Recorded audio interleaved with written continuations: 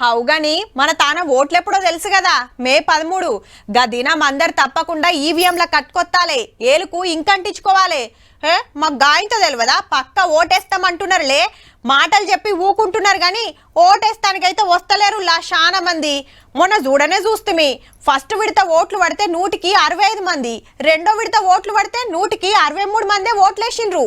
మూడో విడత గట్ల కావద్దనే గీళ్ళ తండ్లాట. ఆట బొమ్మలు కాదు, ఓటు బొమ్మలు. ఒకటి అన్న ఓటరు, ఇంకోటి అక్క ఓటరు. ఆటోలకు గీ బొమ్మలు తలిగించి రోడ్ల మీదకి ఇడిచిండ్రు గుజరాత్ రాష్ట్రం వడోదరలా. ఆడ గీ బొమ్మలు చాలా ఫేమస్. స్టేజీల మీద గిట్లనే ఏసాలు కట్టి ఆడి పాడుతుంటారు కూడా. రంగులో రంగాలి బొమ్మలు అంటారు వీటిని.